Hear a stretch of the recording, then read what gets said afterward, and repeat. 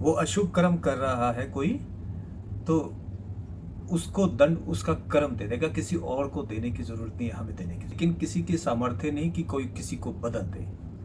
परिस्थिति बदलने में देर नहीं लगती। आज खाने को नहीं है, कल भंडारा हो सकता है। निराशा तब होती है जब हम आशा करते हैं।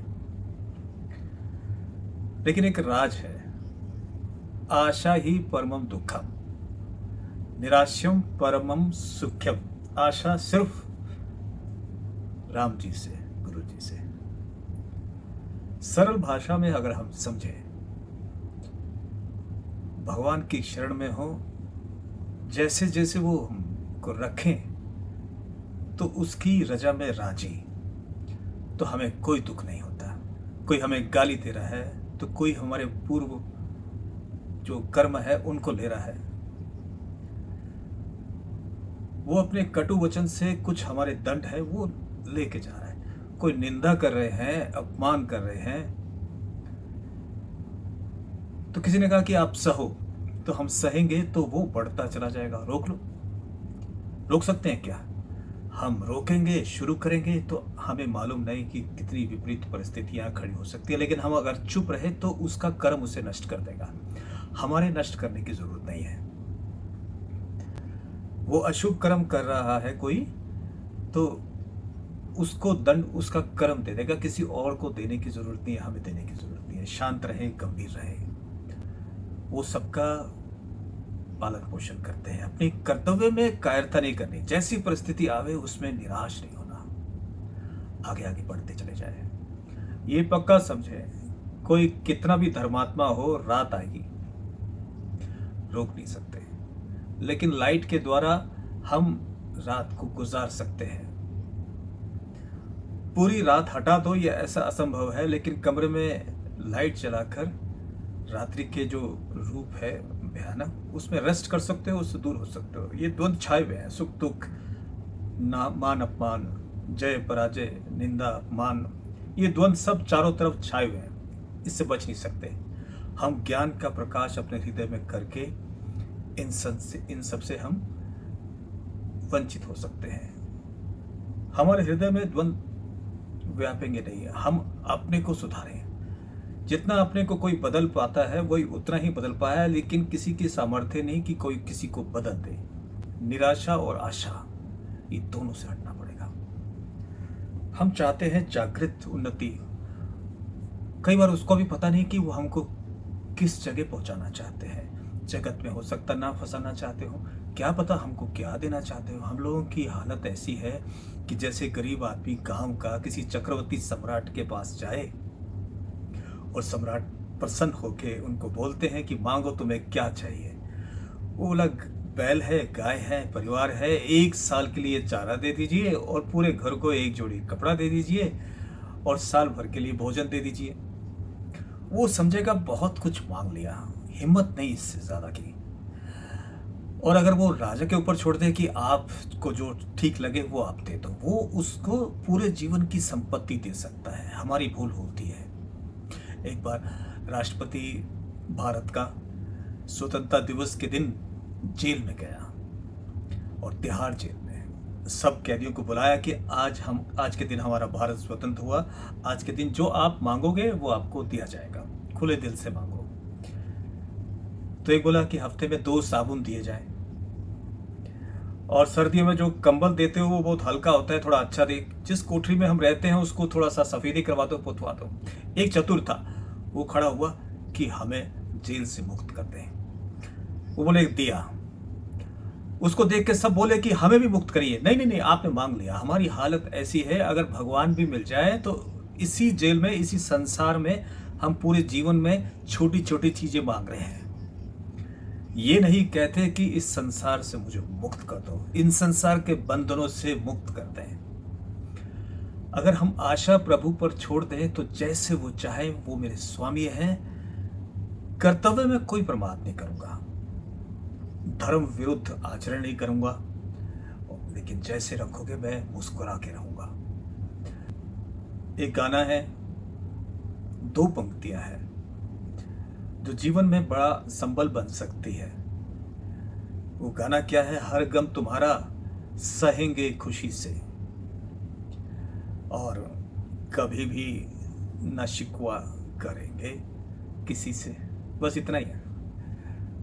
और इसको जीवन भर याद रखें, कोई ऐसी परिस्थिति आए, कोई अपमानजनक या कुछ विपरीत, कि प्रभु का विधान है, उससे मुझे मुस्कुरा के निकलना है, घबराना नहीं है। हमने उससे प्यार किया है, हम ये साम्राज्य उसी प्यारे का है, उसका हर विधान, हर रूल हमारे लिए उपयोगी है। वो देखना चाहता है कि इस परिस्थिति में भी हम कैसे मुस्कुरा सकते हैं, कमज़ोर नहीं बने। कोई कह दे कि हम रो लें, थोड़ी सी हानि हो जाए तो डिप्रेस हो जाए, ऐसे मालिक के जिसकी अपार संपत्ति है, जो ब्रह्मांड के मालिक है, वो हमको क्या नहीं दे सकते। वो जब चाहेगा वो माला माल कर देगा, जैसे वो चाहे हमको वैसे रहना है। अगर समझ हमारी थोड़ी ठीक हो जाए तो हम निराश क्यों होंगे। परिस्थिति बदलने में देर नहीं लगती। आज खाने को नहीं है, कल भंडारा हो सकता है। उसका खेल ही ऐसा है, ऐसा ही है। ऐसी परिस्थिति थी कि कितनी कठिनाइयां, कितना संकट जैसे अब कभी खत्म हो गया, उनसे निकल के आए और अब पीछे मुड़ के देखते हैं, सपना सा लगता है। आगे भी परिस्थिति कोई आएगी तो उससे भी निकल जाएंगे। So what. बस इतना ही दृढ़ संकल्प रखें, इतना दृढ़ विश्वास रखें, इतनी ही आशा रखें। ऐसी आशा ना रखें कोई विपदा नहीं आएगी, लेकिन ऐसी अपने सामर्थ्य पे विश्वास रखें कि कुछ भी आएगा, निकल जाएंगे। वो है, वो मालिक है, वो हमें किसी प्रोसेस से, किसी परिस्थिति से निकाल कर हमें और मजबूत करना चाहते हैं। उनकी मौज है। कभी हम फुटपाथ पे होंगे तो कभी पूरे साम्राज्य हमारे सामने पड़ा होगा और हमकी उसकी इच्छा नहीं होगी।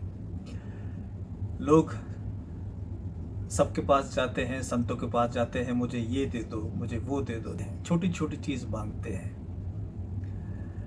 हमारे प्रभु हमारे आसपास आकर हमारे दोस्तों में, हमारे दुश्मनों में वही आते हैं और हमें कुछ और देना चाहते हैं, उठाना चाहते हैं। उस पर दृष्टि नहीं जाती, हमें आशीर्वाद ही मिलता है। नए देश में आकर, पहली बार आकर कितने सारे लोग मिल गए जो जैसे कहीं छूटे हुए थे, है ना। और हर व्यक्ति बोलता है कि आप मिलो, हमारे घर आओ। ये कौन है लोग? ये एंजल्स हैं, उसी के भगवान के रूप ही हैं कि आपका स्वागत कर रहे हैं, आपको विश्वास दिलाने के लिए और आपको ये तसल्ली देने के लिए। आप यहाँ पर भी अकेले नहीं हो। बेशक आप अपने परिवार के साथ हो, लेकिन यहाँ पे आपका परिवार सीमित नहीं है, इतना बड़ा है, छोटा नहीं है। शरणागति अगर पक्के हो गए तो पिटाई खत्म। क्योंकि खूंटे से एक आदमी गाय को बांधता है तो खूंटे को चेक करता है खुद। अगर वो ढील है उसके अंदर, उसको ठोकता है, ज्यादा ठोकता है। जब अच्छी से तसल्ली हो जाए फिर उसके बाद खूंटे से अपने गाय को बांधता है। तो सरेंडर यही है। वो खूंटा है, अगर वो खूंटे में अभी हिल रहा है तो इसका मतलब सरेंडर पूरा नहीं है। तो भगवान और ठोकेगा, थोड़ा और समर्पण की जरूरत है। यही है बस। भगवान हमारे मालिक है ना। और उनको ही देखे, उन्होंने अपने जीवन को जीकर हमें सिखाया। भगवान कृष्ण जो जेल में पैदा हुए, राम हुए वनवास गए, कांटों पे चले, पिता से, परिवार से विरह, रावण से लड़ाई, क्या क्या सहा उन्होंने, सबको बताने के लिए कि यही जीवन है। हर परिस्थिति में मुस्कुरा सकते हैं, उन्होंने करके दिखाया। घबराना नहीं चाहिए, धर्म का त्याग नहीं करना, धर्म का त्याग नहीं करना, उसका नाम लेके चलना है। ऐसा नहीं है कि हम अरबपति हो जाएंगे, लेकिन हम ऐसे धनी हो जाएंगे कि कोई चाह ही नहीं रहेगी। सबसे बड़ा धनी वही जिसकी कोई चाह नहीं तो कोई 1 लाख की मांग करता है, कोई 1 करोड़ की और कोई 1 अरब की। तो सबसे बड़ा भिखारी कौन है? 1 अरब वाला। 1 रुपए वाला तो बहुत ही सीमित मांग के बाद संतोष में जाएगा, लेकिन 1 अरब वाला, उसमें कभी संतोष नहीं आएगा, उसका लोभ बढ़ता ही चले जाएगा। हम प्रभु की कृपा से संतुष्ट हो जाए, चाह मिट जाए, आनंद हमारे हृदय में पहले ही है। किसी बाहरी वस्तु, क्रिया और व्यक्ति से आनंद नहीं है।